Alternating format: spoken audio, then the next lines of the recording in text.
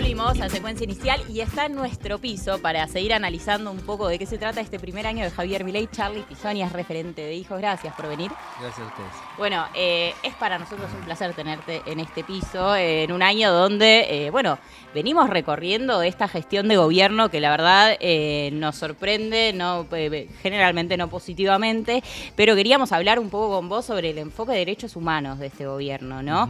De una Victoria Villarruel que irrumpe en la escena de gobierno con una vicepresidencia completamente negacionista, con una postura de desmantelamiento a todos los sitios de memoria, a programas. ¿Vos cómo ves este gobierno en ese sentido? Bueno, creo que es el peor gobierno que tuvo la democracia. Estamos pasando quizás el peor año que hemos pasado todos los argentinos y argentinas desde el momento que llegó la democracia. Es un gobierno de mierda, que vino a hacer mierda un montón de cosas. Y estamos con el 60% de la población bajo los niveles de la pobreza, ¿no? No le vamos a echar toda la culpa a este gobierno, ¿no? Porque es una pobreza estructural que viene de hace tiempo, pero sí es necesario decir que este gobierno viene a acrecentar esa brecha que hay, esa desigualdad. Estamos viendo cómo se fugan la guita, estamos viendo cómo las grandes corporaciones están ganando y hay mucha gente que la está pasando mal.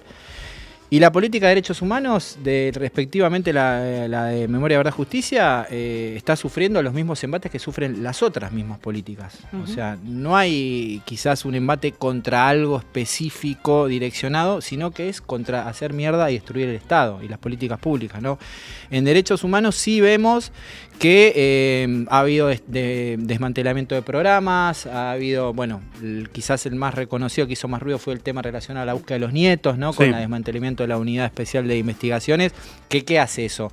Eso hace que se busque menos nietos, que el Estado no tenga el mismo poder para buscarlo. ¿Qué hacía la unidad? Pedía legajos al Ministerio de Defensa, pedía legajos al Ministerio de Seguridad para ver, qué información tienen de estas personas que estamos investigando, a ver si en esa investigación pueden dar. Toda esa información nunca era pública, nunca se sabía. ¿Ustedes saben cómo se llegó a tal caso? No se sabe eso se reserva. ¿Pero qué dicen ellos? No, es información reservada, los datos personales, claro, siempre buscando una vuelta.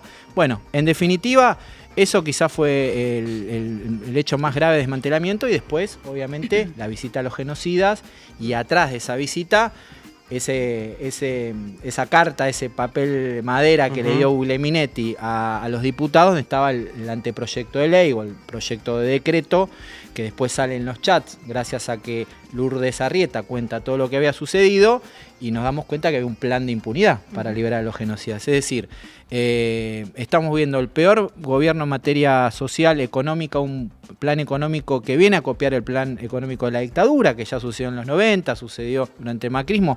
Es un plan por el cual desaparecieron nuestros padres, es decir, nuestros padres se opusieron a este plan económico, claro, y por eso están desaparecidos. Y que hoy también a eso se le suma toda la crueldad que tiene este personaje que gobierna con su vicepresidenta. Yo tengo una pregunta que es si te sorprende el actuar de este gobierno en este sentido. Porque yo me acuerdo durante la campaña, cuando uno debatía, cuando uno intentaba conseguir un voto que hablaba del riesgo que tenía la democracia bajo un gobierno de este tinte. Y había quienes decían, no, pero no lo van a hacer, está siendo un poco exagerado. Digo, ahora asumió y pasó un año. ¿Te sorprendiste en algún momento? Sí, todo el tiempo. Todo el tiempo, porque creo que hay cosas que no se podían tocar. Por ejemplo, la universidad pública, y va y pone el dedo ahí en la llaga, ¿no? O lo mismo, las políticas de memoria, verdad, justicia. Por un lado, me sorprende todo lo que está llevando adelante. Por el otro lado, digo, tiene una coherencia, ¿no? Sí, claro. Tipo es coherente con lo que dijo y lo que está haciendo, más allá de que después están los acuerdos con la casta que él mismo critica y todo lo que ya sabemos. Está haciendo muchas de las cosas que dijo que iba a hacer, es coherente. Pero por otro lado también hay que decir que muchas de las cosas que él quiso hacer no pudo llevarlas adelante, ¿no? Sí. Y hablo de estas dos porque me proyecto a las manifestaciones que hubo. La universidad pública, la defensa de la educación pública, quizás uno de los nervios más importantes de la sociedad en cuanto a que no se puede tocar, no se puede retroceder. Y la temática de memoria, verdad, justicia, que intentó y salieron desde la UCR, la CGT, hasta la Conferencia Episcopal Argentina a decir, no, con esto no, esto no se va para atrás. Hay un comentario que yo escuché un par de veces el 24 de marzo, sobre todo este año, entre compañeros, entre militantes, ¿no? Que decían no hubo marchas tan grandes como las que había durante el macrismo. Y de eso sacaban una conclusión de, bueno, quizás cuando nos tocó gobernar de vuelta a nosotros, al peronismo, nos relajamos un poco en cuanto a lo importante de militar, las políticas. ¿Vos sentís que eso fue así o crees que no tiene que ver? No, yo creo que retrocedamos un poquito. Las marchas nunca fueron tan multitudinarias hasta el kirchnerismo, ¿no? Ok. Entonces, nosotros nos juntamos los 24 de marzo a llorar, a abrazarnos y a hacer actos lacrimógenos, excepto los 20 años, que fue quizás un momento de quiebre, año 96, donde hubo recitales y demás. Siempre fueron actos tristes, Claro. ¿no? Y a partir de la llegada de Néstor empezaron a hacer actos de alegría, de festejos, de victorias. Y a partir de la decisión de hacer políticas públicas, las políticas de memoria, verdad, justicia, y de que eso se hable en las escuelas, sean obligatorias las fechas, digamos, que no tenga que el centro de estudiantes, cuando vos me llamaste para una charla, no era que era el centro de estudiantes que tenía que pedirle a la dirección. No, esto es obligatorio, que hay que hablar de la noche de los lápices. Entonces, eso hizo que el 24 de marzo fuera un día cada vez más multitudinario. Sí, lo que sucede durante el macrismo es que al ser quizás el 24 de marzo, se están por cumplir 50 años en breve, ¿no? Sí, claro. Wow. No sé cuál es la fecha más convocante a nivel movilización, si hay una más grande, si los trabajadores el 1 de mayo. Yo creo que sigue siendo quizás la más convocante Yo creo lo mismo. a 50 años. Entonces, al ser quizás la marcha más convocante y donde también hay mucha gente que se moviliza suelta, como nosotros le decimos, que es la familia, que no está organizada. Los autoconvocados. Gente que va al mediodía antes que se llene va la al plaza. mediodía, que va a las dos marchas, porque nadie Sí. sabe que hay dos marchas, ¿viste? Bueno, esas cosas que va a pasar el día en familia. Entonces se ha transformado en un día de movilización importante. Y durante el macrismo lo que pasó es decir, vamos a defender este día, Claro. ¿no? Pero nosotros vimos que este último 24 fue quizás el más grande de todos los que hubo hasta la historia. Sacando de lado la marcha del 2x1, que fue histórica, claro. que fue parecida a la última de la universidad pública y la educación pública, fue histórica. El 24 más convocante fue el de este gobierno, ¿no? Que hace que eso, ¿no? Que digas, bueno, defendamos esto. Sí, Salgamos a la calle no se podía avanzar. No Me se acuerdo que podía era como avanzar. que no, Fue yo terrible. casi me desmayo, se desmayaba todo el mundo porque éramos tantos. Sí, el calor. Y hay algo que vos recién mencionabas de con el kirchnerismo se convirtió algo triste en algo alegre. Y hay algo que se usa mucho del gobierno y de los jóvenes, sobre todo militantes de la libertad, y no solo militantes, digo, votantes, que es el kirchnerismo se queda en el pasado y se queda hablando de la dictadura y ahora hay que mirar para adelante, ¿no? Esta cosa de el futuro es otro. Y me gustaría preguntarte a vos, ¿por qué hablar de memoria es hablar de presente? Si el kirchnerismo se hubiera quedado en el pasado, no habría muchos militantes como quien les habla que hubiera militado ese gobierno, porque digamos, nosotros estamos felices de haber vivido el momento de Néstor y Cristina, porque hubo una asignación universal por hijo, porque hubo un plan Procrear de viviendas, porque hubo 1000 y pico de escuelas construidas, porque hubo un plan Conectar Igualdad, por lo cual hoy muchos traperos son conocidos. Sí. Es decir, no es que el kirchnerismo se ocupó o siempre habla del tema del pasado. El kirchnerismo lo que hizo es agarrar lo que estaba abajo de la alfombra, escondido, que era un tabú, que estaba lleno de pus, y lo puso sobre la mesa y dijo hay que hacerse cargo. Néstor Kirchner dijo yo me hago cargo, pido perdón en nombre del Estado de cosas que él no cometió Sí. y voy para adelante. Es decir, ¿cómo puedes avanzar como sociedad? La pregunta es esta, ¿cómo se puede avanzar como sociedad? Por ejemplo, si vos tenés que juzgar a una persona que violó a una mujer, si vos tenés a las personas que violaron sistemáticamente a las mujeres en los centros clandestinos de detención libres, Claro. ¿no? Entonces, evidentemente, para avanzar como sociedad tenías que mirar para atrás y ver qué es lo que estaba pendiente y desde ahí avanzar. Pero decir que siempre estamos hablando del pasado es una falacia para sacarnos de la cancha, ¿no?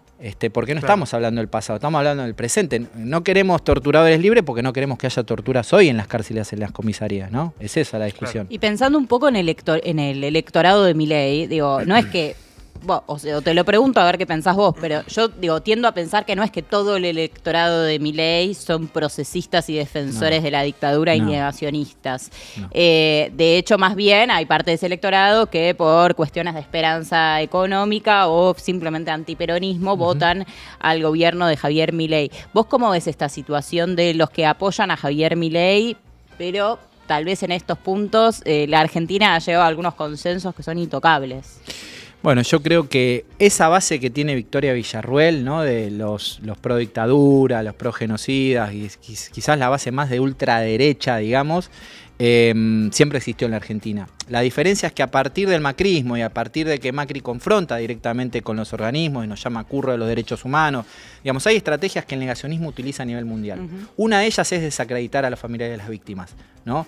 Pasó con el Holocausto, pasó con el genocidio armenio. Las estrategias son similares. Después discuten el número de las cifras, después que en los centros clandestinos no pasaba eso, después que están vivos, digamos, todas las estrategias de los negacionistas son similares. Y siempre desde el lugar de víctimas, ¿no? Como hace Victoria Villarroel con la familia militar, ¿no? Son víctimas, pobres viejitos, ¿no? Los viejitos esos que torturaban, que víctimas del asesinaban, terrorismo. Sí. Bueno, entonces, ese sector siempre existió. ¿Qué sucedió después con el macrismo cuando empezó a atacarnos? Se destaparon, empezaron a hablar, empezaron a putearnos, empezaron a decir lo que siempre pensaron y que quizás en un momento era una batalla que habíamos ganado, de que bueno, no se podía decir esto y hoy se dice. Se sintieron habilitados. Se sintieron habilitados. Y ahí vos sentís que hay una, entre muchas comillas, responsabilidad nuestra en términos de esto, de no quiero decir no educar, pero no militar lo suficiente esas banderas.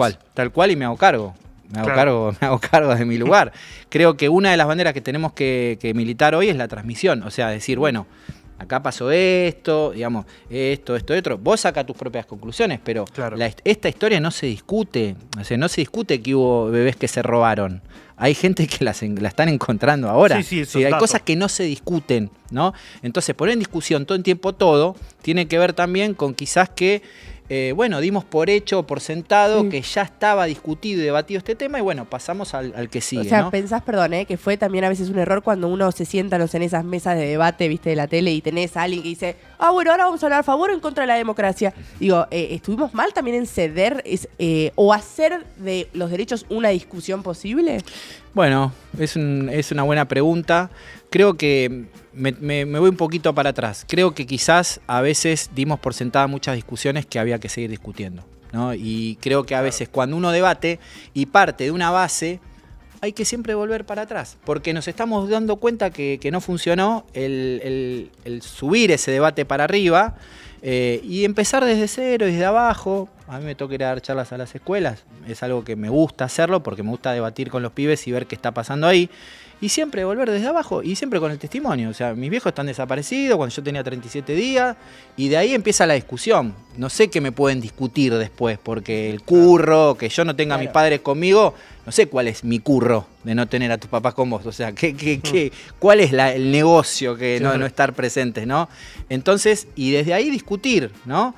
Creo que esa es una de las grandes tareas que tenemos como militancia, transmitir a las nuevas generaciones. Sí, que yo siempre tiendo a pensar, te estaba escuchando y me estaba acordando de algunas discusiones que a esta altura parecen viejas, pero me parece que queda un poco borrado, pero incluso los organismos de derechos humanos discutieron mucho en su momento, antes, de esa bajada de los cuadros de Néstor, qué había que hacer con los sitios de la memoria, no es que un día apareció Néstor Kirchner y bajó el cuadro, no, para me parece nada. que es cada una de las cosas que decís desde el primer punto de la historia que recién mencionás hasta el día de hoy, vale tanto la pena contarlo. Sí.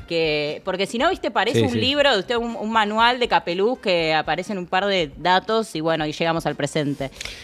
Es interesante esto porque el movimiento de derechos humanos siempre tuvo altas las banderas, por ejemplo, con el sistema de sitios de memoria, que quería que se recuperen. El que tenemos acá en Cava es el más importante, la ESMA, siempre pidió eso, ¿no? Ahora, no es que había unas sordas todas pidiendo denos los sitios de memoria, no es que había un consenso social. No se hablaba en la verdulería. Claro, exactamente. Y de alguna manera, hay un libro de Cortázar, el perseguidor, que habla de un saxofonista que se llama Charlie Parker, que dice que él siempre está como un paso adelantado, ¿no? Y de alguna manera Néstor estuvo siempre un paso adelantado a muchas cosas, ¿no? Y la decisión de él de anular las leyes, de entregar los sitios y demás, fue un paso adelante. Después hubo un consenso social, pero después, no sé si se acuerdan, el día de la entrega de la ESMA incluso hubo una carta de muchos gobernadores en contra de eso y de las políticas de memoria, Y creo, nosotros, por ejemplo, te cuento la historia de Hijos. A nosotros nos entregan el predio, un sitio, en el espacio de la ex ESMA, que hoy es la Casa de la Militancia, y estuvimos 2 años discutiendo qué hacer. Porque nosotros decíamos, sí, queremos, sí. Ah, bueno, sí, toma. Bueno, no sé, ¿cómo es esto de gestionar el Estado? Porque yo siempre estuve del otro lado, Claro. y para nosotros el Estado era el enemigo, el que desapareció nuestros viejos, el que nos dejaba sin laburo, el que reprimía, que nos mataba a los compañeros, y ahora viene un tipo y nos dice, che, mirá, toma, esto es para vos. No, ¿qué hago? Claro. ¿No? Claro, es muy interesante igual lo que vos decís de la reivindicación del Estado. Porque digo, no estaría Claro, menor. O sea, claro. ahora cuando la gente se enoja con el Estado, se enoja porque hay un discurso contra el Sí. Estado y demás. Pero digo, una cosa es un discurso, otra Sí. cosa es que el Estado haya atentado contra vos, tu familia, etcétera. Claro. Digo, nunca lo había visto claro como resignificación ante la propia relación con el Estado. Claro, Eso es muy nosotros loco. veníamos de pelearnos todo el tiempo con el Estado, /gobierno, ¿no? Porque para nosotros pasaban los gobiernos y seguía pasando Claro. lo mismo, no encontrábamos cómplices, referencias, sí, eran cómplices de las políticas de impunidad, no encontrábamos referencias en la dirigencia, más allá de algunos gremios y demás. Y siempre era el enemigo, entonces que viene un tipo y de repente pide perdón en nombre del Estado y abre el predio al pueblo y anula las leyes y después un montón de medidas más. Hay una frase en relación a eso que dice Máximo Kirchner siempre, que es Néstor dio la posibilidad de las políticas de memoria verde y justicia, qué sé yo, pero ¿por qué Néstor abrió esa puerta? Porque las madres, abuelas y los hijos la venían abollando hacía 30 años que venían pateando esa puerta. Sí, es verdad, pero estuvo adelantado él también. Él estuvo- Totalmente, totalmente. Vos decías que él estuvo adelantado y que después vino el consenso. Sí. Ahora, ¿qué tendríamos que hacer? Porque hay un vacío, digo, de Claro, la ahora estamos al juventud. revés. Claro, ahora habría como, bueno, ¿cómo se busca el consenso? Sí, bueno, hay que buscar hay que esperar que este gobierno termine, ¿no? Y volver a reconstruir. Esta es la historia, la de Fénix, ¿no? Si vos ves la historia argentina, todo el tiempo, Sí. a veces es circular. Lamentablemente lo digo, porque no me gusta que sea circular, pero bueno, es así, después volvemos a gobernar a los peronistas y volvemos a reconstruir lo que nos sacaron, y después vienen ellos y destruyen todo el tiempo es así. Es feo lo que estoy diciendo y es triste, pero No, pero es una realidad. por otro lado también es esperanzador que en algún momento esto se va a terminar. Sí. Te quiero preguntar por un festival que vimos en Instagram, que es Memoria en Emergencia. Sí. ¿De qué se trata? ¿Cuándo es? ¿A qué hora es? Ay, sí. Bueno, hace unos meses empezamos a pensar una forma de convocar a los sitios de memorias de otros lugares, para aquellos que no los habían visitado, principalmente apuntando a un público joven, y decidimos armar una feria de la economía popular con feriantes más vinculados a lo que es la UTEP y demás, que hace economías regionales, productos agroecológicos, bueno, todo eso, y con actividades culturales. Sí. Y bueno, y una vez por mes, el primer viernes y sábado de cada mes, igual este mes lo hacemos el segundo, hacemos un festival donde convocamos a bandas, artistas a que se sumen, vienen solidariamente, y aparte de todo eso hacemos visitas guiadas a los sitios de los organismos y demás. Es decir, nosotros lo pensamos como un mecanismo como para que un público que quizás nunca pisó estos lugares pueda venir a ver una banda, pueda venir a comprarse un salamín, y después hace la visita a la Casa de las Madres, todo de manera libre y gratuita. Este viernes hay actividad, no tengo ahí si tenés las bandas, te agradecería, pero este viernes hay actividad, toca Barbie Recanati, bueno, son como 10 Sí. artistas. Doppelgangs, La Fin del Mundo, Ryan Banda, Akai Heilil y bueno, esto mismo, hasta es de 11 a 23 horas. Sí. Voy. O sea que no Sí. hay Vamos, te espero. Voy. no hay excusas. Te doy no hay salamín. excusas para no estar No ahí. como, pero te lo Bueno. acepto. Dale, A Yamil. Yamil no lo invites a comer nunca porque es un bodrio. No, pero Bueno. vayamos. Vamos. Y para ir cerrando, te quiero Sí. mostrar y recordar, para recordar también un poco lo que pasó este año, la famosa foto de los diputados con los genocidas, que es esta. Y te quiero preguntar también, digo, acá nosotros, viste, a veces lo tomamos con liviandad, algunas expulsiones banales que se han hecho en términos del ámbito legislativo. ¿Qué pasa con estos diputados? Bueno, lamentablemente no tenemos las mayorías necesarias en la Cámara de Diputados como para avanzar. Incluso, bueno, nosotros hemos ido a ver a diputados de distintos bloques, te diría de casi todos los bloques, menos de La Libertad Avanza, con el objetivo de que avance una comisión investigadora que investigue este hecho. A ver, nos vamos 2 años atrás, un diputado en un Zoom le besó la teta a su novia y Sí. fue expulsado. De ¿no? eso hablaba. Entonces, hay un plan de impunidad. El que está allá atrás, por ahí atrás, se llama Marcote, es un violador sistemático de Rosario, ¿no? Entonces, que los diputados y diputadas se estén riendo al lado de violadores, de asesinos, de secuestradores y demás, para nosotros es un hecho gravísimo para la democracia y estos diputados no deberían seguir siendo representantes de la Cámara de Diputados, ¿no? Totalmente. Esos acuerdos y esas negociaciones de la Libertad Avanza con el macrismo y con un sector del radicalismo y con un sector de los diputados que responden a los gobernadores hizo que estos diputados sigan siendo diputados. Perdón, cuando fueron a pedir también cierto consenso dentro de la Cámara, digo, ¿quiénes no les dieron ese? Porque digo, yo pienso en cualquier partido que sea republicano o defienda la democracia, dice sí, vamos a expulsar a estas personas.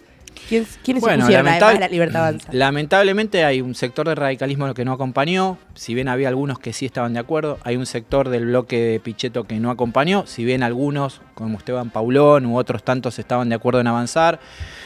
Hay un sector de la coalición cívica que no acompañó tampoco, digamos, entonces vos vas sumando los porotos y no llegamos a tener un dictamen favorable para que llegue al recinto y tener la mayoría necesaria para crear la comisión investigadora Claro, que ni siquiera para echarlos, ¿no? Entonces, lamentablemente es uno de los hechos que quedó ahí en la nada, que nos da mucha bronca porque para nosotros esas personas, primero no sé qué hacen riéndose, ¿no? Porque lo fueron a ver, vos lo podés ir a ver a los genocidas, hacé lo que quiera de tu vida, ¿no? No seas un diputado el que lo vaya a ver y menos te sacas una foto riéndote. No. Porque nosotros no estamos en contra de que ellos tengan visitas. Ahora, si es un diputado, lo va a ver oficialmente, con una camioneta de la Cámara de Diputados, con la tuya, hermano, lo va a hacer todo con la tuya, claro. Entonces, bueno, no tenés que estar en ese lugar.